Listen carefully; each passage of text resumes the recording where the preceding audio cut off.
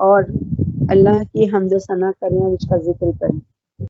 اس ذکر کی محفل کو اللہ کے محبوب بندے ہی سجاتے، جو جس سے محبت کرتا ہے اسی طرف ہی لپکتا ہے، جس کو جس کا انسیت ہوتی ہے وہ اسی طرف جاتا ہے۔ یہی تو پہچان ہے۔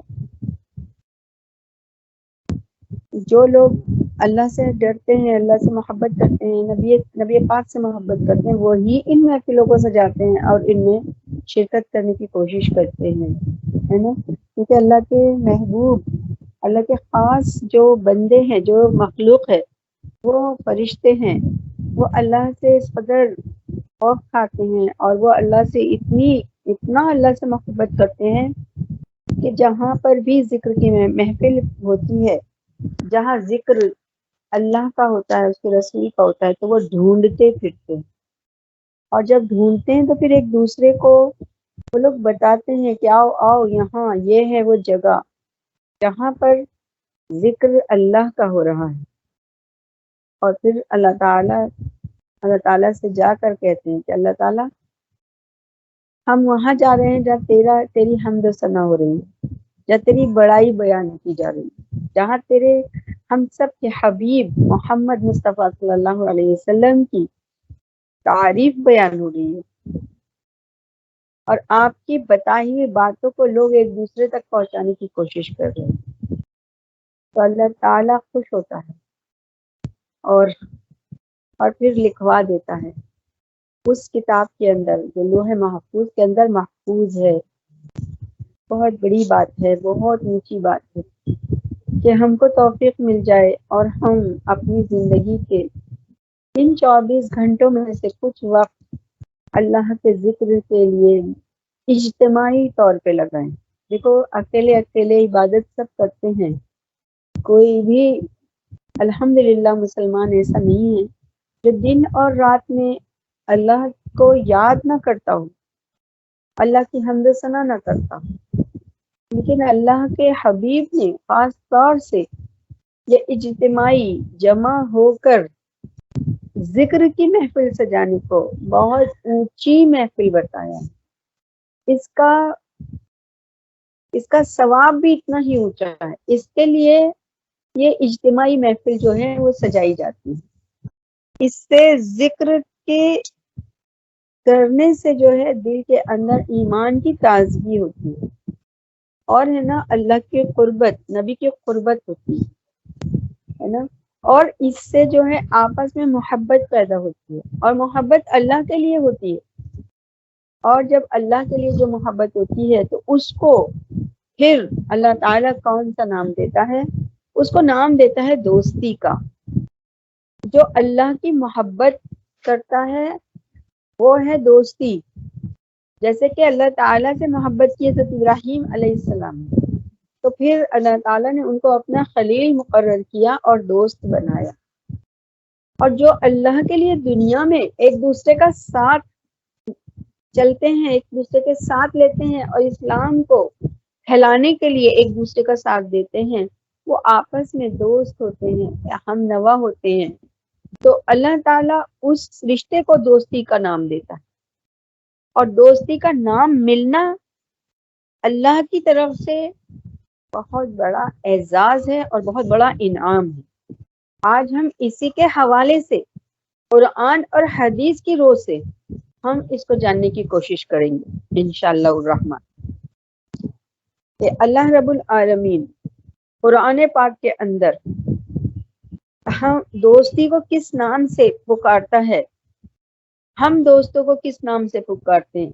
ہم دوستی کو غم غلط کرنے کے لیے کہ چلو ساتھ میں، اگر غلط گمراہ لوگ ہوتے ہیں تو ساتھ میں وہ لوگ کہاں کہاں جاتے ہیں دوستی کے اعتبار سے، ہے نا، یعنی کہ گناہوں کی طرف، لیکن جو اللہ کے لیے ملتے ہیں تو پھر ان کی دوستی کا یہ جو ملنا ہوتا ہے یہ بھی اللہ تعالیٰ میزان میں رکھ دے گا، اور پھر اس کو اتنی اونچائی اور اتنی بلندی عطا فرما دے گا کہ قرآن پاک اس کو پروف کرتا ہے اور حدیث سے یہ ثابت ہوتی ہے کہ دوستوں سے محبت کیجیے اور دوستوں کے لیے مرکز محبت بنیے۔ وہ شخص انتہائی خوش نصیب ہے جس کو اس کے دوست احباب عزیز رکھتے ہیں اور وہ دوست احباب کو عزیز رکھتا ہے، اور وہ شخص انتہائی محروم ہے جس سے لوگ بیزار رہتے ہیں اور وہ لوگوں سے دور بھاگتا ہے۔ مفلس وہ نہیں، غریب وہ نہیں جس کے پاس دولت نہ ہو، بلکہ حقیقت میں سب سے بڑا غریب مفلس وہ ہے جس کا کوئی دوست نہیں۔ دوست کی زندگی زینت، سفر حیات کا سہارا اور خدا کا انعام ہے۔ دوست بنائیں اور دوست بنیے۔ اب ہم کس کو دوست بنائیں؟ دوست وہ ہونا چاہیے جو بہت قابل ہو، جس سے بہترین کوئی نہ ہو، کیونکہ جو جتنا اچھا دوست رکھے گا اس کو مشورے اتنے اچھے ملیں گے۔ جو دوست خراب رکھے گا تو اس کو مشورے بھی خراب ملیں گے۔ نبی کریم صلی اللہ علیہ وسلم کا یہ ارشاد ہے کہ مومن سراپائے الفت اور محبت ہے، اور اس آدمی میں سرے سے کوئی خیر اور خوبی نہیں جو نہ تو دوسروں سے محبت کرے اور نہ ہی دوسرے اس سے محبت کرے۔ بتائیے، یہ پیارے پیارے آقا کی پیاری پیاری حدیث ہے نا، لیکن اب ہم کو جاننا یہ ہے کہ ہم کو کس سے محبت کرنی ہے، ہم کو محبت کا کیا تقاضا ہے۔ قرآن پاک کے اندر اللہ تعالی نقل فرماتا ہے کہ والمؤمنون والمؤمنات بعضهم اولیاء بعض۔ سورہ توبہ کی یہ آیتیں ہیں، اور اللہ رب العزت ارشاد فرماتا ہے کہ مومن مرد اور مومن عورتیں آپس میں ایک دوسرے کے دوست ہیں اور ان کے ساتھی معاون ہیں۔ نبی کریم صلی اللہ علیہ وسلم نے اپنے ساتھیوں سے انتہائی محبت فرمائی۔ آپ اتنی محبت فرماتے تھے اور ہر ایک کو یہ محسوس ہوتا تھا کہ نبی پاک صلی اللہ علیہ وسلم سب سے زیادہ اس سے محبت کرتے ہیں نا۔ اور پھر اگر ہم نبی پاک صلی اللہ علیہ وسلم کی حیات طیبہ کو ہم اگر جھانک کر دیکھتے ہیں، پڑھنے کی کوشش کرتے ہیں، تو ہم کو یہ پتہ لگتا ہے کہ میرے آقا کے جتنے بھی دوست اور یار تھے، تمام کے تمام وہ تھے جو دین کو پھیلانے میں آپ کے ساتھی تھے۔ لایانی باتوں والا کوئی دوست آپ کا دوست نہیں تھا۔ کوئی اگر آپ کی محفل میں آپ کے جو اجلاس ہوا کرتے تھے اس میں اگر کوئی ایسا شخص آ کر بیٹھ جاتا تھا جو آپ سے بغض رکھتا تھا، تو اللہ تعالی قرآن پاک میں ہم کو سورہ بقرہ کے اندر ہی یہ معلوم پڑ گیا ہے کہ اللہ رب العزت آگاہ فرما دیتا تھا کہ اے میرے محبوب نبی، یہ جو فلاں شخص ہے یہ آپ کا ساتھی نہیں ہے، یہ آپ کا دوست نہیں ہے، یہ منافق ہے، یہ آپ سے بغض رکھتا ہے۔ اور پھر اللہ تعالیٰ نے پیارے نبی کو رحمت للعالمین بنایا، اس لیے آپ اس کو وہاں سے بھگاتے نہیں تھے، ورنہ آپ کو معلوم تھا مدینے میں کتنے لوگ منافق ہیں۔ تو بات یہاں ہو رہی تھی دوستی کی، تو نبی کریم کے دوست تمام کے تمام جو دوست حقیقت میں تھے صحابہ، وہ سب کے سب آپ کے وہ ساتھی تھے جو اسلام کو پھیلانے میں آپ کے ساتھ رہے۔ حضرت عمرو بن العاص کہتے ہیں کہ نبی کریم صلی اللہ علیہ وسلم اس توجہ اور خلوص کے ساتھ مجھ سے گفتگو فرماتے اور اتنا خیال رکھتے کہ مجھے یہ خیال ہونے لگا کہ شاید میں اپنی قوم کا سب سے بہترین آدمی ہوں۔ اور ایک دن میں نبی کریم صلی اللہ علیہ وسلم سے پوچھ بیٹھا کہ یا رسول اللہ، میں افضل ہوں یا ابو بکر؟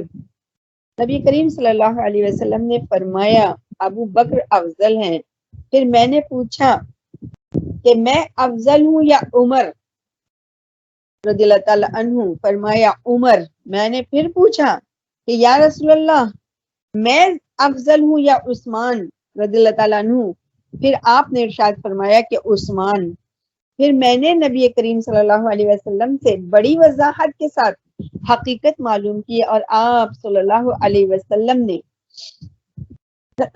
بلا روح رعایت صاف صاف بات کہہ دی کہ تب تو مجھے اپنی اس حرکت پر بڑی ہی شرم آئی اور میں دل میں خیال کرنے لگا کہ بھلا ایسی بات پوچھنے کی مجھے کیا ضرورت تھی۔ یعنی کہ آپ ان سے اس طریقے سے بات کرتے تھے کہ ان کو ایسا لگتا تھا کہ وہی سب سے زیادہ ان کے نزدیک ہے۔ اس کا ہم کو کیا، اس سے ہم کو میننگ ملتا ہے؟ کیونکہ ہم کو ہر حدیث سے، قرآن کی ہر آیت سے ہم کو میننگ لینا ہے، ہم کو اس سے سیکھنا ہے کہ یہ حدیث اگر بیان ہوئی ہے تو کیوں کر ہوئی ہے۔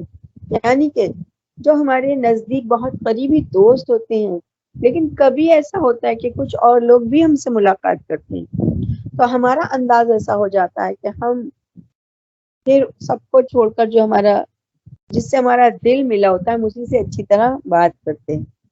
تو اس سے محفل میں جب اور لوگ ہمارے ملنے والے آتے ہیں تو ان کے دل کو کہیں رنج نہ ہو جائے، اس لیے جب محفل میں آپ شریک ہوں اور لوگ آپ سے ملاقات کریں تو سب سے یکساں محبت کریں، ایک جیسی، کسی کو زیادہ کسی کو کم، ایسا نہیں، توجہ سب کو دیں، ہے نا۔ اور جس سے محبت ہوتی ہے اسے تنہائی میں الگ سے ملیں، ایک وقت دیں تو اس کسی اور کا دل میلا نہ ہو جائے۔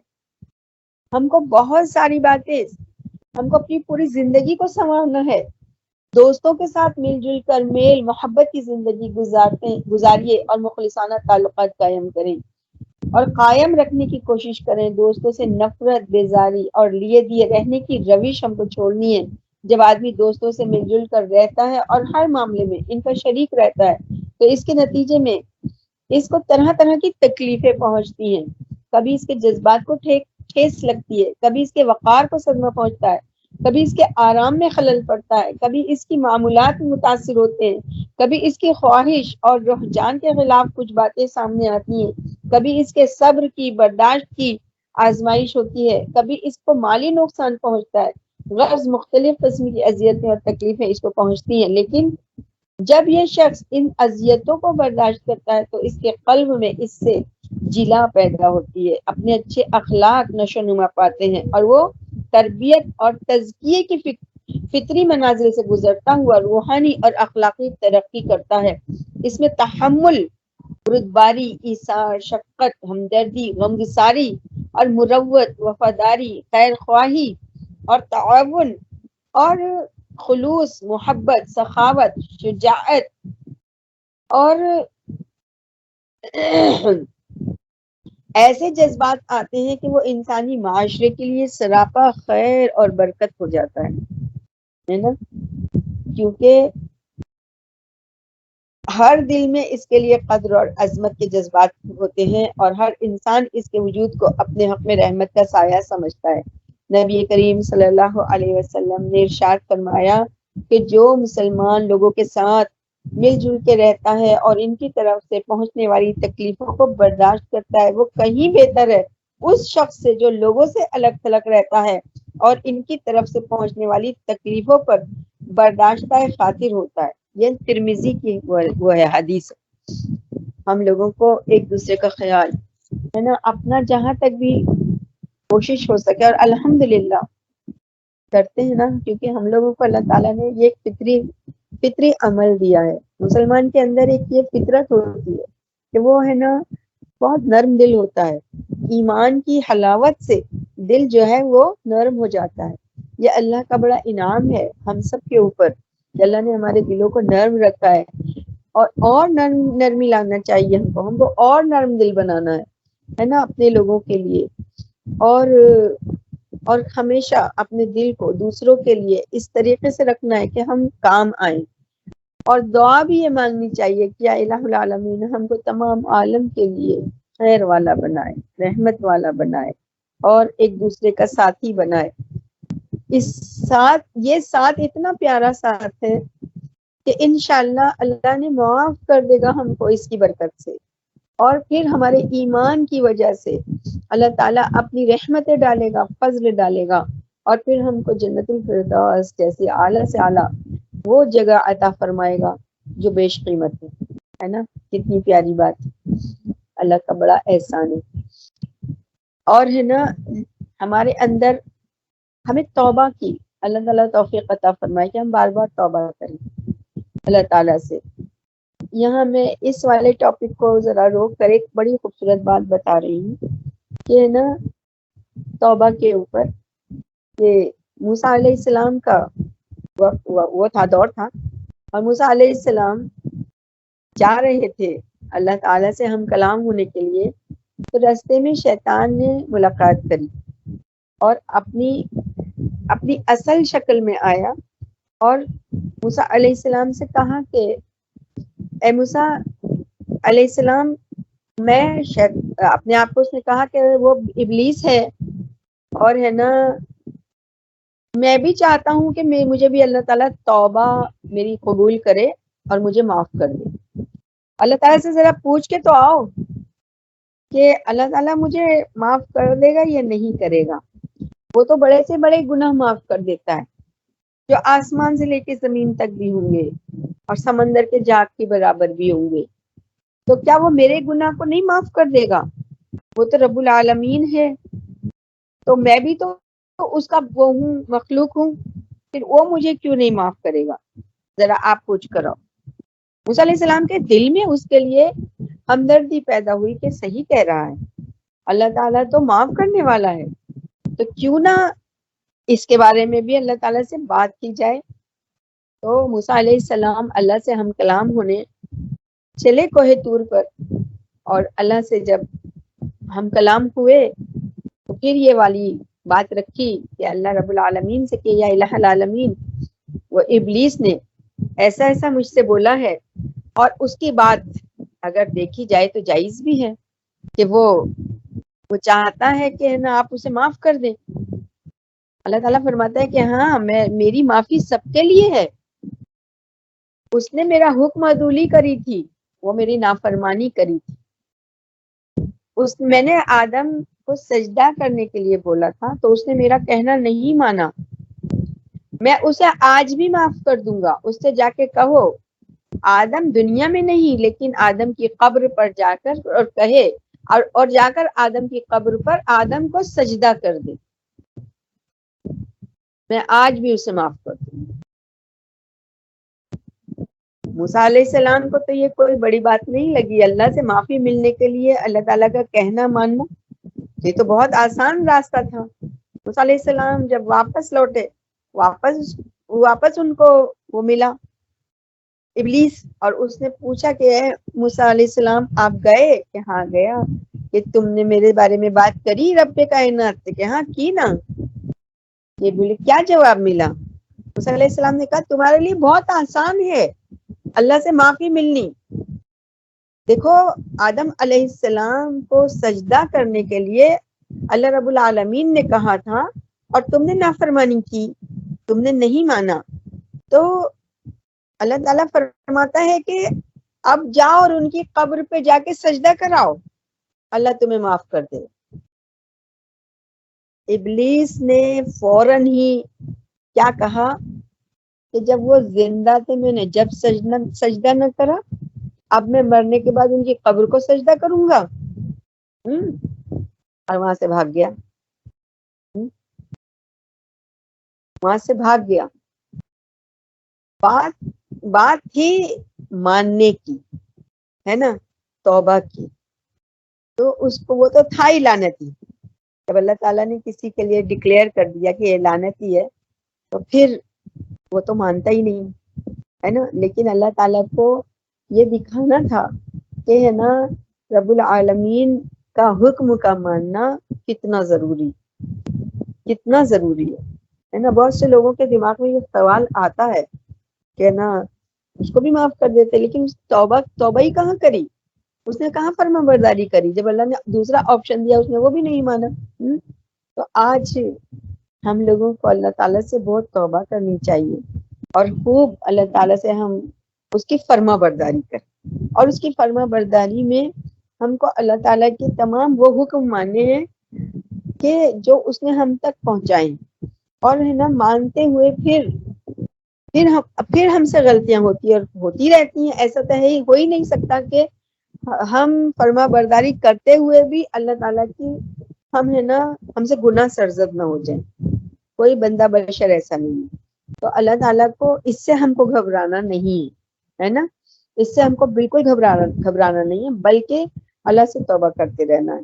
جب گناہ ہوتا ہے جبھی تو توبہ کی جاتی ہے کہ اللہ تعالیٰ تو ہمیں معاف فرما دے. اور جب بندہ گر گلا کے رو کے اللہ تعالیٰ کے سامنے آنسو بہاتا ہے تو وہ آنسو رب کائنات کو پسند ہے. تو اللہ تعالیٰ ہم سب کو خوب توبہ کرنے والا بنائے. یہاں پر ایک اور میں یہ دوستی کے اعتبار سے بتا رہی ہوں کہ دوست کن کے ساتھ میں ہم کو دوستی کرنی چاہیے. دوست کے دین پر ہونے کے معنی یہ ہے کہ جب وہ دوست کی صحبت میں بیٹھے گا تو وہی جذبات اور خیالات اور وہی ذوق اور رجحان اس میں بھی پیدا ہوگا جو دوست میں ہے, اور پسند ناپسند کا وہی معیار اس کا بھی ہے جو اس کے دوست کا ہے. اسی لیے آدمی کو دوست کے انتخاب میں انتہائی غور اور فکر سے کام لینا چاہیے, اور قلبی لگاؤ اسی سے بڑھانا چاہیے جس کا ذوق, رجحان, افکار اور خیالات اور دوڑ دھوپ دین اور ایمان کے تقاضوں کے مطابق ہو. نبی کریم صلی اللہ علیہ وسلم نے تاکید فرمائی ہے کہ رشتہ محبت استوار کرو اور اسی کے ساتھ اپنا کھانا پینا رکھو. آپ صلی اللہ علیہ وسلم نے ارشاد فرمایا کہ مومن ہی کی صحبت میں رہو اور تمہارے دسترخوان پر پرہیزگار ہی کھانا کھائے. بہت بڑی بات ہے یہ کہ ہم کو دوستی کا انتخاب ایسے لوگوں کے ساتھ کرنا چاہیے کہ ہمارے دین میں خلل نہ پڑ جائے. اگر ہم شرابی کے ساتھ بیٹھیں گے تو پھر کیا ہوگا, ہاں غلط ہوگا نا. اگر ہم ایسے لوگوں کے ساتھ بیٹھیں گے جو بہت ہی زیادہ انگریزی یہ جو دنیا کی وہ ہیں ان کی ہرس میں بھاگتے ہیں, عجیب عجیب پہناوے پہننا, عجیب عجیب اپنی زندگی کو لے کے چلنا, تو اپنے اندر بھی یہ آتا ہے رجحان کہ ہم بھی ایسے ہی لگے ہے نا. جیسے کہ آج کل کے ڈرامے وغیرہ ہیں, ناٹک وغیرہ ہیں, اس میں کیسے کیسے لباس پہنے جاتے ہیں. تو ہم کو یہ سب باتیں یہ قرآن اور حدیث ہم کو بتا رہی ہے کہ ہم کو کیسے لوگوں کے ساتھ میں اٹھنا بیٹھنا ہے, اور جن کے ساتھ ہم جیسے اٹھیں گے بیٹھیں گے ہمارے اندر وہی بات پیدا ہوگی انشاءاللہ الرحمن, ہے نا. تو اچھے اور برے دوست کی مثال مشک بیچنے والے اور بھٹی میں دھوکنے والے لوہار کی طرح ہے. مشک بیچنے والے کی صحبت سے تم کو کچھ فائدہ ضرور پہنچے گا, یا مشک خریدو گے یا مشک کی خوشبو پاؤ گے, لیکن لوہار کی بھٹی تمہارا گھر یا کپڑے جلائے گی یا تمہارے دماغ میں اس کی بدبو پہنچے گی, ہے نا. نیک دوست کی مثال ایسی ہے جیسے مشک بیچنے والے کی دکان کہ اور کچھ فائدہ نہ بھی ہو تو خوشبو تو ضرور آئے گی, اور برا دوست ایسا ہے جیسے بھٹی سے آگ نہ لگے تب بھی دھوئیں سے کپڑے تو ضرور کالے ہو جائیں گے, ہے نا. تو دوستوں سے صرف اللہ کے لیے محبت کیجیے. اللہ کے حبیب بندے وہی ہیں جو اللہ کے دین کی بنیاد پر باہم جڑتے ہیں اور کندھے سے کندھا اور دل سے دل ملا کر اس طرح اللہ کے دین کی اقامت اور حفاظت کا فریضہ انجام دیتے ہیں کہ وہ سیسا پلائی ہوئی دیوار معلوم ہوتی ہے. کتنا مل کے کام کرنا ہے ہم کو, یہ ہے دوستی. قرآن پاک کے اندر اللہ تعالیٰ اتنی خوبصورت آیت بیان فرماتا ہے کہ ان اللہ یحب الذین یقاتلون فی سبیلہ صفا لا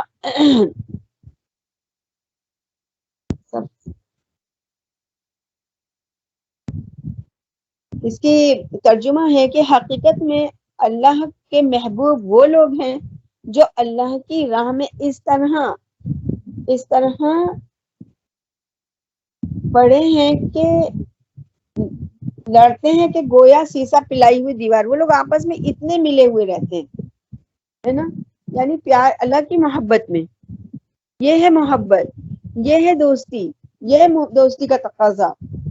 قیامت میں اللہ تعالیٰ فرمائے گا کہ وہ لوگ کہاں ہیں جو صرف میرے لیے لوگوں سے محبت کیا کرتے تھے، آج میں ان کو اپنے سائے میں جگہ دوں گا،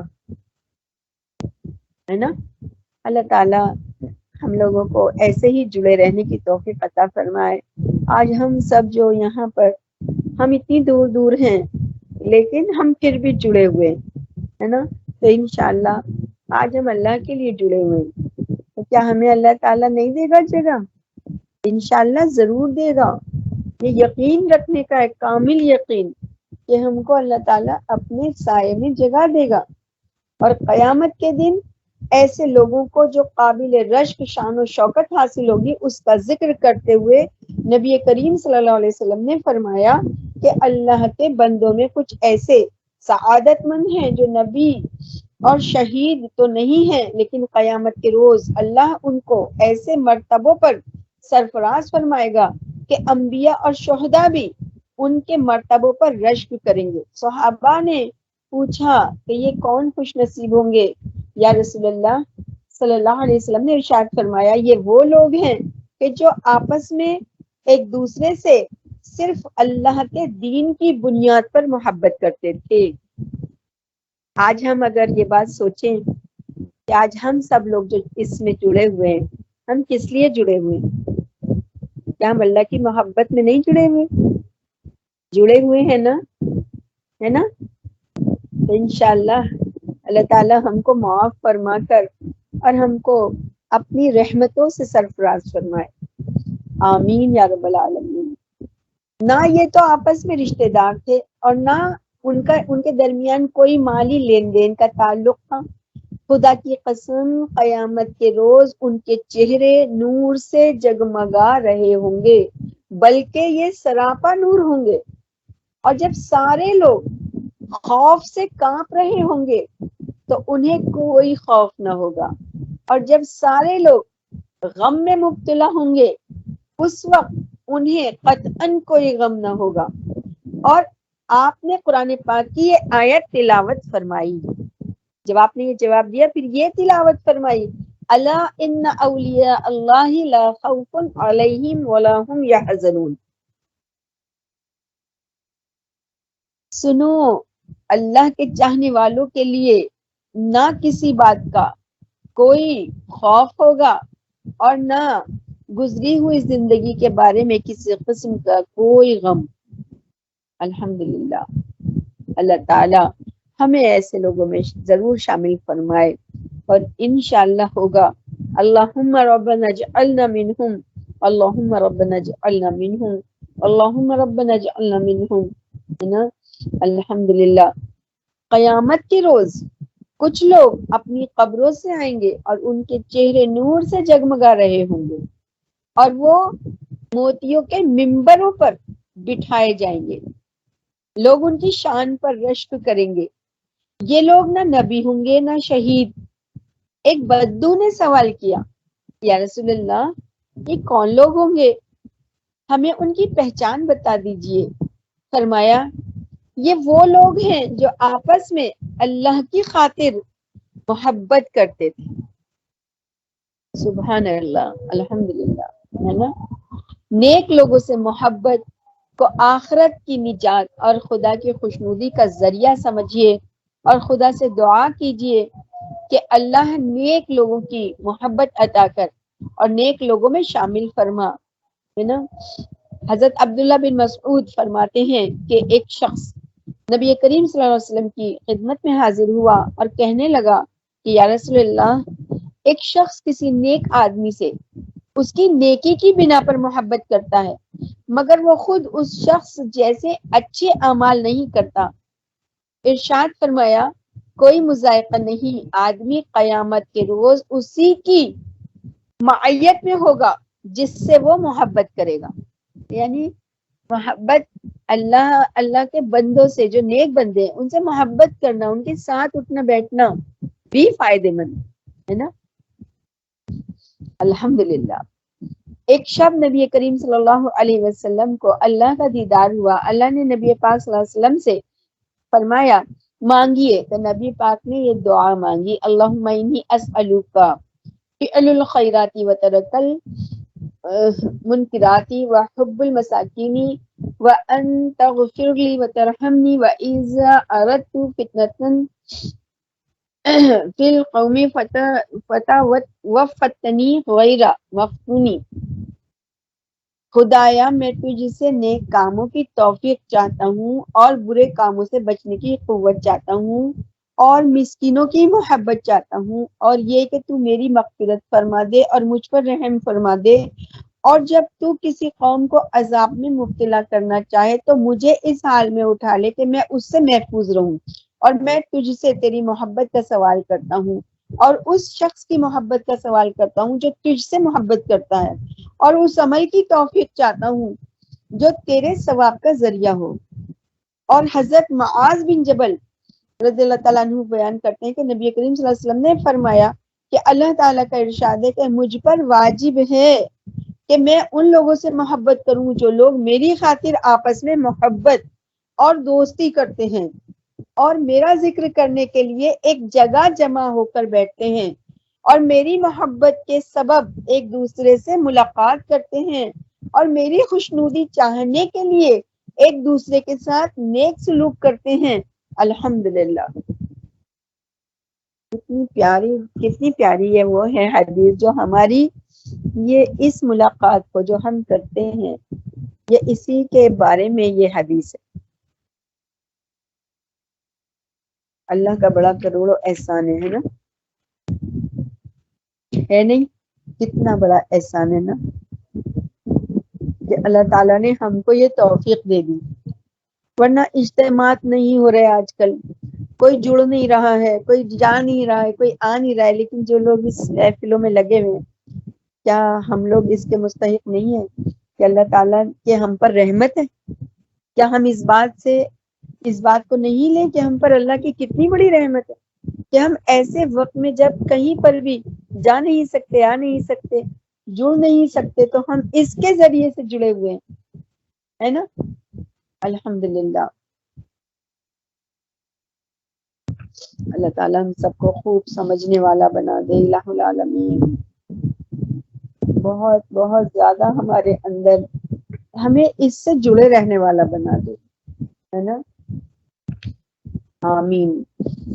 سب لوگ آمین بولیے.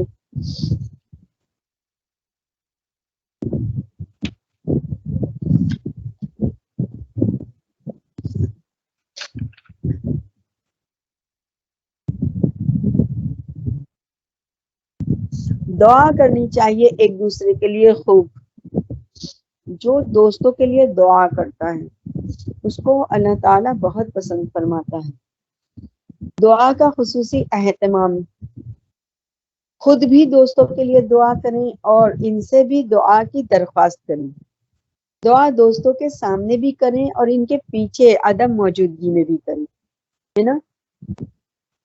دوستوں کا خیال کر کے اور ان کا نام لے کر بھی دعا کریں.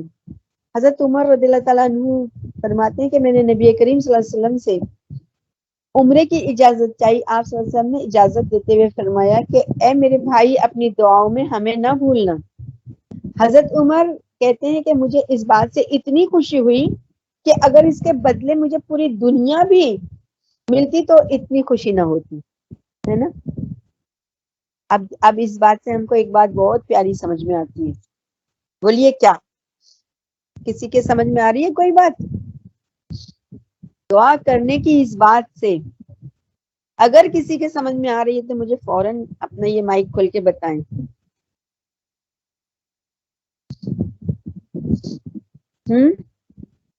کسی کو آ رہی بات سمجھ میں؟ ایک دوسرے کے حق میں حضرت عمر فاروق رضی اللہ تعالیٰ عنہ کی یہ والی بات سن کر نہیں آ رہی سمجھ میں کسی کے؟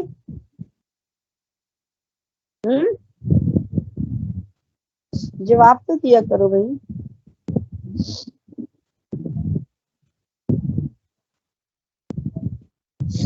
آپ لوگ میری بات سن بھی رہے ہو کہ نہیں؟ جی آپا. جی آپا. کچھ بات سمجھ میں آ رہی ہے کہ نہیں؟ ہاں تنزیلہ تمہارا ہی آپ مائک. آپ ہی بتا دیجیے آپا. دیکھو بڑی ہی ایسی بات سمجھ میں آئی ہے، میرے تو کلک ہو جاتی، اللہ نے کر دی ہے کہ اذان کے بعد ہم کس کے حق میں دعا کرتے ہیں؟ کس کے حق میں دعا کرتے ہیں بتائیے؟ نبی پاک کے حق میں. کیا ہماری دعا جو ہے ہماری زبان اس قابل ہے؟ لیکن ہم نے کیا دعا مانگی ہے نا، جب ہم پیارے نبی کے لیے دعا کر رہے ہیں تو وہ ہم کو کتنا کتنا کتنا مل رہا ہے ہم کو اس کے بدلے میں. کیا ہم اس کی اس ثواب کی ہم گنتی کر سکتے ہیں؟ ہم اس ثواب کی گنتی ہرگز بھی نہیں کر سکتے. جو اذان کے بعد کی دعا، اللہم رب هذه الدعوة التامة والصلاة القائمة آتی سیدنا محمدا الوسیلة والفضیلہ والدرجة الرفیعة وابعثه مقاما محمودا للذی وعدته وارزقنا شفاعته یوم القیامة انک لا تخلف الميعاد. یہ آخر کے حرف بھی کتنے پیارے ہیں. اللہ تو اپنے وعدے کے خلاف نہیں کرتا ہے نا. یعنی ہم نے ایک دفعہ کہی ہے، ہم نے تیرے حبیب کے لیے ہم دعا کر رہے ہیں تو اللہ تعالیٰ فرماتا ہے کہ میں نے ان کی دعا سنی. اور کس کے حق میں انہوں نے دعا کری ہے؟ میرے محبوب کے حق میں، اور اس کے حق میں جو ان سے میرے بعد سب سے زیادہ محبت کرتا ہے. خود اللہ تعالیٰ نے اس بات کو بیان فرمایا ہے قرآن پاک کے اندر کہ تمہارے لیے سب سے زیادہ محبت میرے بعد یہ رسول کرتے ہیں جو میں نے تمہارے درمیان میں بھیجا ہے. اور تمہیں کوئی بھی تکلیف ہوتی ہے تو ان کو نہایت گراں گزرتی ہے، نہایت بہت گراں گزرتی ہے. مومن کو اتنی سی بھی تکلیف ہوتی ہے تو نبی پاک کو بہت بہت گراں گزرتی ہے، آپ کو زور پڑتا ہے. تو ہم اگر دعا کر رہے ہیں تو اللہ تعالیٰ اس بات سے ہم کو کتنا ثواب لکھ رہا ہے ہمارے نامہ اعمال کے اندر. آج کے بعد اذان ہو تو دعا سب بہت دھیان سے پڑھا کریں. اور یہ دعا ہے، اذان کے بعد کی جو دعا ہے یہ دعا ہے، یہ ہم پیارے نبی کے حق میں ہمارے نکلے ہوئے الفاظ نہیں ہے، یہ ہمارے لیے کیمیا ہیں، ہمارے لیے وہ موتی ہیں کہ جو ہم کو آخرت میں ملیں گے انشاءاللہ ثم انشاءاللہ. اور وہ ہمارے لیے جنت کا پروانہ ہے کہ ہم اللہ کے حبیب کے لیے دعا کر رہے ہیں. اپنے اس دل کو اللہ اپنے یہ دل ہمارا عرش بنا لیں، مدینہ بنا لیں. ہم اس میں اگر دوست ہی بنانا ہے تو اللہ کو بنائیں، اس کے رسول کو بنائیں. ہم آپس میں بھی محبت کریں تو انی احبک فی اللہ، اللہ کے لیے محبت، اللہ کی رضا کے لیے محبت. بس یہ کامیابی کی دلیل ہے. یقین جانو اگر اپنے بچوں سے بھی محبت کرو تو یہی کہہ کے کرو انی احبک فی اللہ. کیا ہم تم سے بھی محبت کرتے تو اللہ کے لیے کرتے ہیں. ہر کسی سے محبت کرو تو اللہ کے لیے محبت کرو، یہ کامیاب ہو جائے.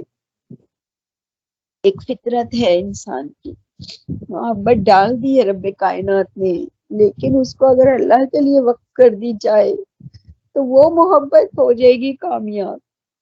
خالی دنیاوی ضرورتوں کے لیے محبت کریں گے تو وہ یہی کہ یہی ختم ہو جائے اور پھر وہ کوئی فائدے مند نہیں ہوگی.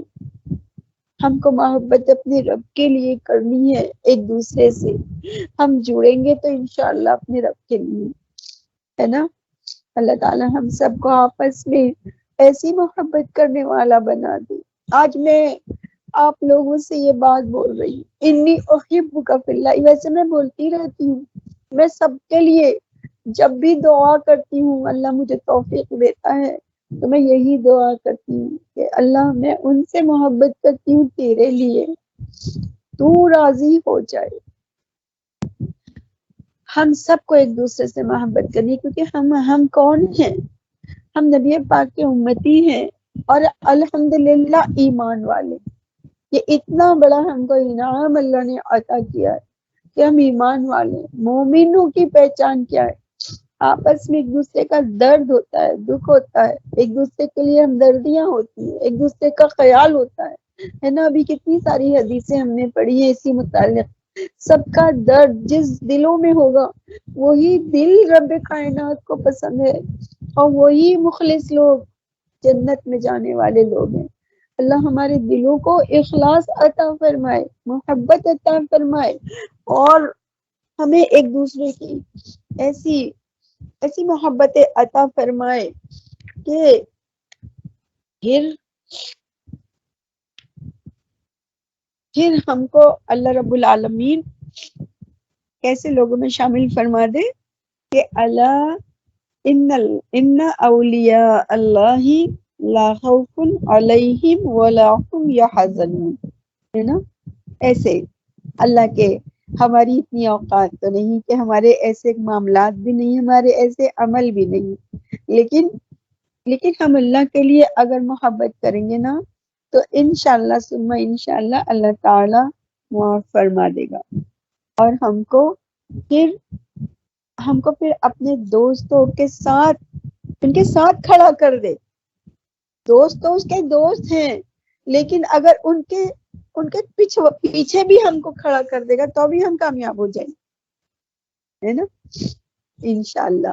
بس آج اتنی ہی اسی پیاری خوبصورت دعا کے ساتھ میں کہ اللہ ہم سب کو اپنا بنا لے اور ہمیں آپس میں جوڑے، تو اللہ کی رضا کے لیے اس بزم کا اختتام کرتے ہیں اور دعا کے لیے ہاتھ اٹھائیں۔ وہ جو منتشا، عائشہ، نشرہ، سمیرہ، تنزیلہ، وہ جو میں کل آپ لوگوں کو بتا رہی تھی نا کہ وہ یہودیوں نے جو کتاب لکھی تھی، اس کتاب کا نام تھا تالبوت۔ اس کتاب کا نام تالبوت۔ آپ لوگ بھی لکھ لو اس کو تاکہ یہ نا یاد دہانی رہے۔ اس کتاب کا نام تالبوت، اور اس میں ان کا اصل چہرہ ہے نا، اور اس میں کیا باتیں لکھی ہوئی ہیں کہ غیر یہودی سے یعنی کہ ساری دنیا کا مال ان کو چاہیے، اور ان پر پوری دنیا کا مال حلال ہے، اور وہ کہتے ہیں اس کتاب میں یہ لکھا ہوا ہے کہ ان سے اس کے بارے میں کوئی رب العالمین پوچھ گچھ نہیں کرے گا۔ یہ نا اتھینٹک ذرائع سے یہ لکھا ہے۔ اب دعا کے لیے ہاتھ اٹھائیں۔ اعوذ باللہ من الشیطان الرجیم، بسم اللہ